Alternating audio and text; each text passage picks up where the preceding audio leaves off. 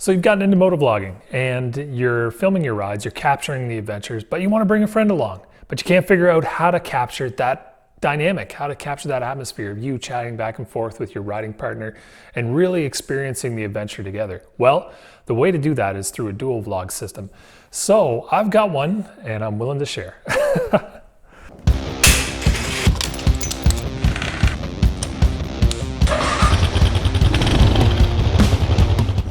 You good? Yep.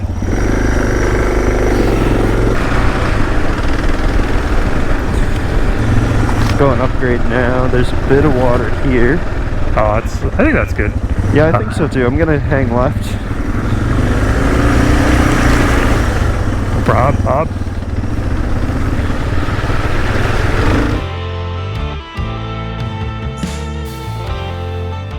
So I got the idea to do this video because I was building a new helmet rig. I got a new helmet, Scorpion EXO 18950. Such a cool name for it, really.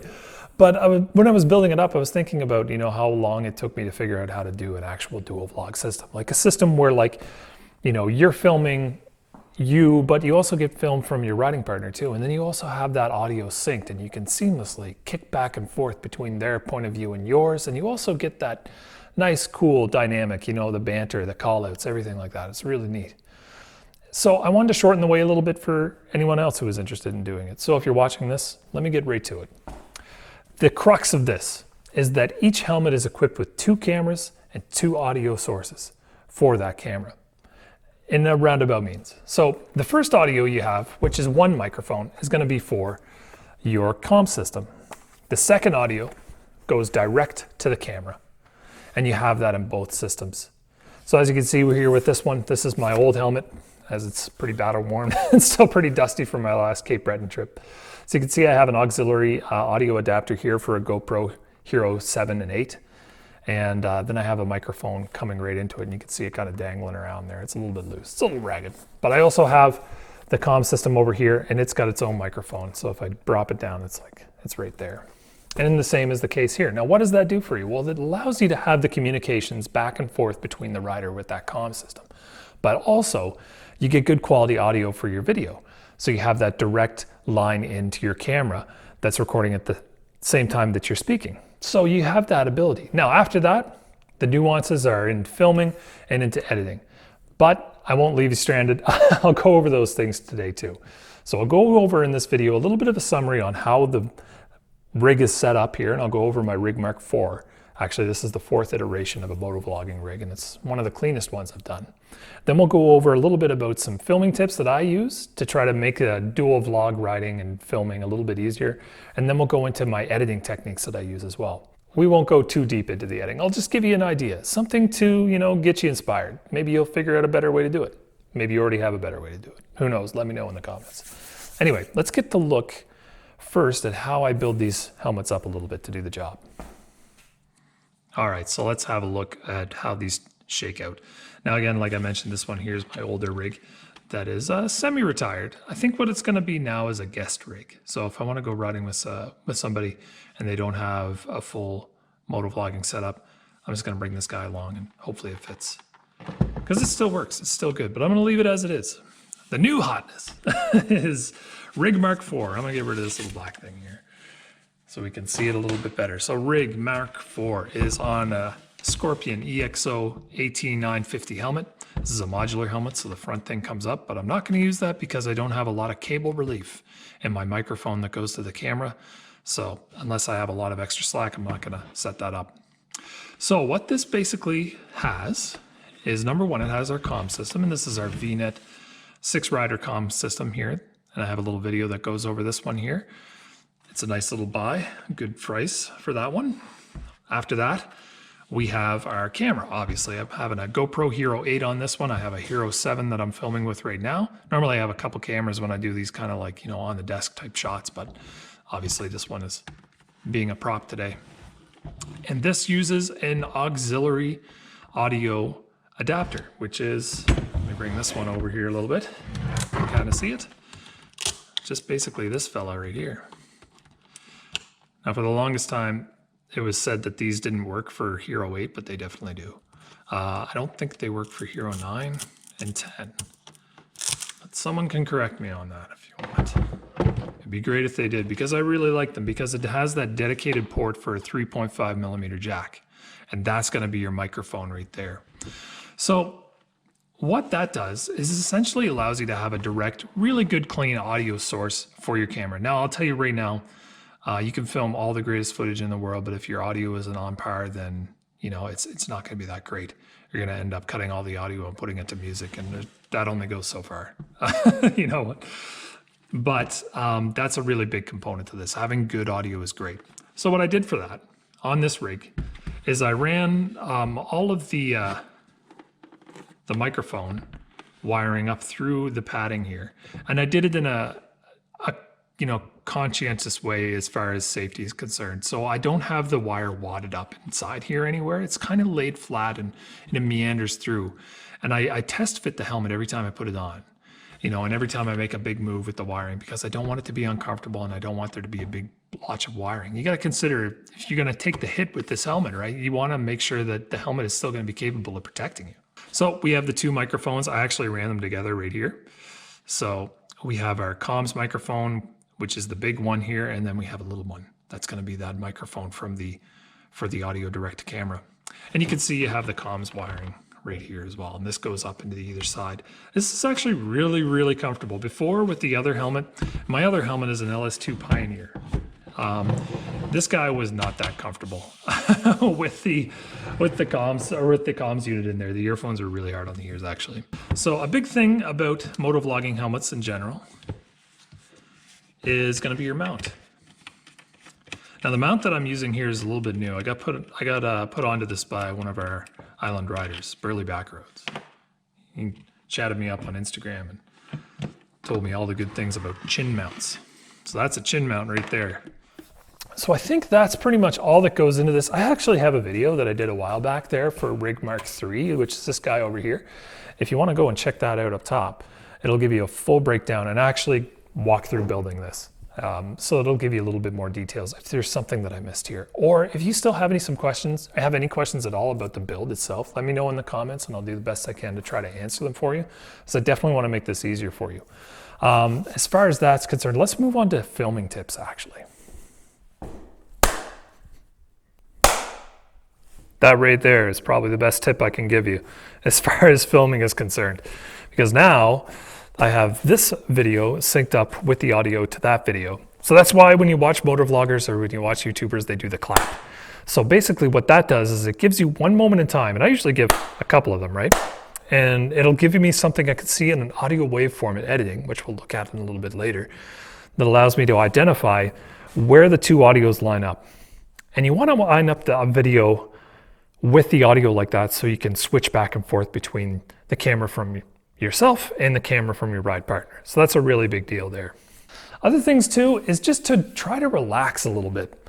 That's probably like an underrated tip, to tell you the truth, because I know that our best conversations and our best ride videos come when we loosen up after the ride. The first 15 minutes of the ride when we start filming together on our group rides, things are kind of disjointed and they're a little bit forced, so relax, enjoy the ride. And part of enjoying the ride means reducing the barriers to the ride. So that's a big drawback of motovlogging, and especially in group rides. All of this technology, all this stuff attached to the camera, the helmet and all that stuff, the microphone, the comms, if you've got too much of that stuff, it becomes a barrier to your ride.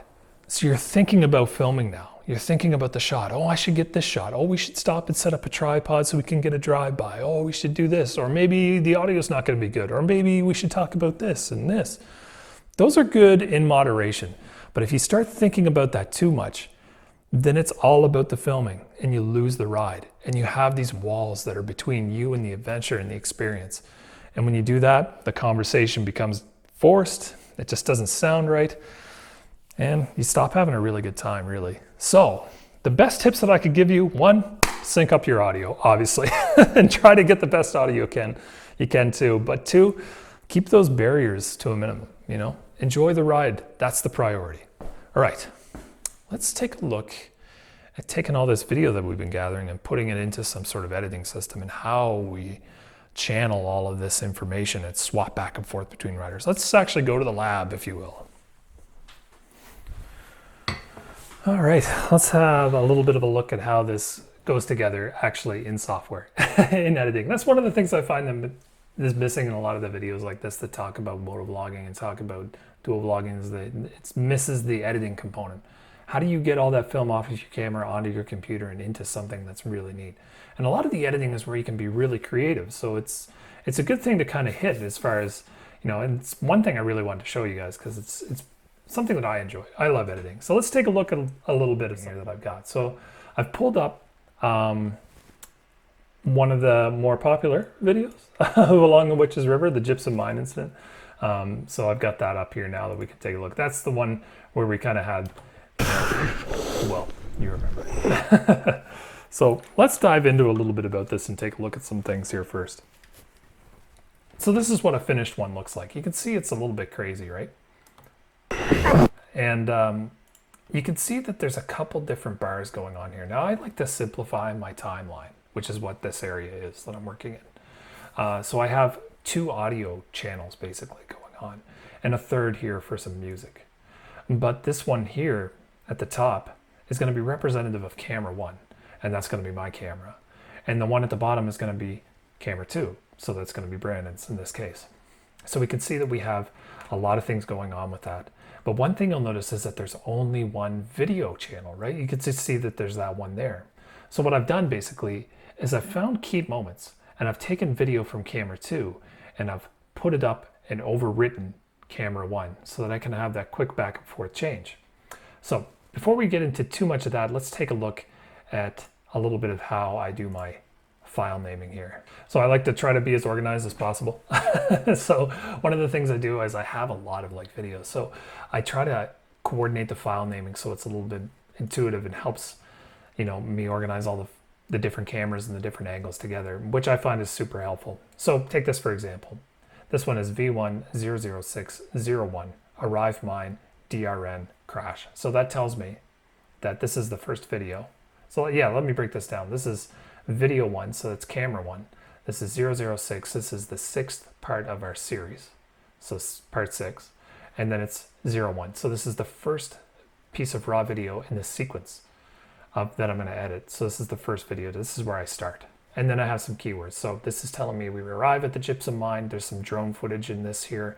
And there's also, this is where the crash happens basically. Now that's camera 1. If we open up this one here, you can see camera 2 has the same file name, but the only thing that changes is V2.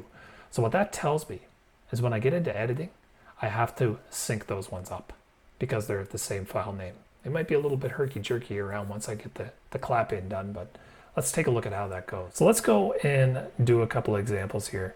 So let's see, we'll find that video we just looked at, V1-0601. We'll drop it in the timeline. Now I'm going to go find the same file name, but V2, which is right here. And I'm going to lay it on the channel underneath of it. So you can see I have them over top. So now what do we got to do? We got to go look for that clap, right? That's how we're going to sync the audio up. And here's why I do 2 claps instead of just 1. Because if you look right here, you know, right there, you can see that they have 2 peaks. 1, 2, just like that, right? So now I want to find that same thing on Brandon's. So I'm going to switch from mine to Brandon's here. There I am right there, right? So here's that little peak. It's kind of hard to see. It's like a little yellow. But I'm just going to drag it until the line's right up. This is some pretty basic stuff, but it's worth mentioning. So there. So now I'll turn all the audio on. And what I'm listening for is an echo. If the echo is too big, it's out of sync. If there's no echo or it's really minimal, then we're good to go. Sounds pretty good. Now I'll just do it with Brandon's audio and only my video. Yeah, that makes sense. All right, so we're all synced in. Now we can start the process of like swapping videos out. So let's go look for a good example of that. Now, I can tell you right now, I've gotten used to looking at these little blue waveform things. But I can tell you right now that this bit of information right here in this is talking. So I can see where I'm talking and I can see Brandon talking a little bit here. So let's see what this is. I think this is just as we're getting into the gypsum mine. I lost track of Clyde. I don't know where he went, man. Just keep following this road. He was up ahead here. Watch right side there. Good. So that's a really good opportunity to do a cut. So what I'm going to do is, just for the sake of demonstration, is I'm going to isolate this by getting rid of some of the other footage. Move it around a little bit. I'm going to zoom in. I'm going to place my cursor here, right in between, and make a cut. And we'll cut the other one as well. Next, I'm going to go back here. Watch out. And I'm going to cut. I'm going to let myself talk a little bit, you know. I'll get into why that's important, or why I think that's important. And I'll make another cut right there. So now I have this 2 clips here right in the middle. And now what I want to do is I want to break out the audio from the video in both of these. And I want to delete my video. And I want to replace it with Brandon's. I'm going to keep the audio for both. And then what I'm going to do is I'm going to just simplify this a little bit. I'm going to remerge it. So now you can see I have that V1 here and V2. It's a little hard to see, but if I hover over it, you can see it says V161 and then V261. So you can see there's that change. So let's see how that shakes out. So this is my camera. I lost track of Clyde. I don't know where he went, man. Just keep following this road. He was up ahead here. Watch right side there. So there, pretty good, right? And that's, you want to be a little bit, you know, I don't know how to say it. We want to have some common sense when it comes time to flip around different channels. Like for example, I went in between myself and him talking. So you understand that when the camera changes, that's Brandon talking. That's what Brandon's seeing. And when I changed back to myself, I let myself speak a little bit before it happened so that when you're watching it, you kind of know, oh, okay, Eric's talking. Well, now I'm switching over to look at, you know, Dowski's video. So let's isolate that a little bit more. Now, the other thing to consider here is a lot of different audio together can be noisy. And I don't mean noisy like as in distortion or like feedback, but I mean like you can have a situation where like you have a lot of engine noise stacked on top of each other. So if you have like, you know, 5 bikes and you have 5 of these like channels, 5 of these little lines down here, if you have too much engine noise, the information, the talking is lost because there's just so much decibel level like compounding on that. It's in telecommunications, it's called signal to noise ratio. So if you have too much noise and you don't have enough signal or information or talking, then you're just not going to hear it. You're just going to hear the engine noise. So there's something that we can do to kind of fix that here. So I'm going to take a look at the clips that I have right here. And you can see I'm talking, but Brandon isn't really on this one. So what I'm going to do is I'm going to lower his audio out right here. Just bring it down a little bit. And I'm going to do the same over here too when I start talking again. But not only that, I'm going to go up to my audio and I'm going to use these little dots here. They're called keyframes, and they allow me to adjust the level a little bit. And I'm going to get rid of my engine noise. Now, doing this, the audio from each of us will sound a little bit more clear. It'll be a little bit easier to hear us talking. So let's hear it again. I lost track of Clyde. I don't know where he went, man. Just keep following this road. He was up ahead here. Watch right side there.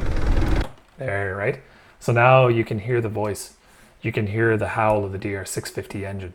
You can hear the grunt of the KLR 650 thump, right? So you preserve those really neat, you know, sounds that are going on. A lot about video production, a lot about sound. You know, sound builds an atmosphere.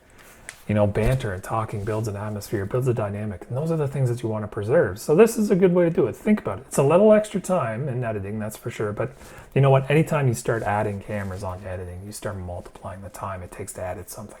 If you have 2 different cameras, then, well, I can tell you right now, it took me forever to edit Witches River. It was like months, but it was worth it because it was such a great journey.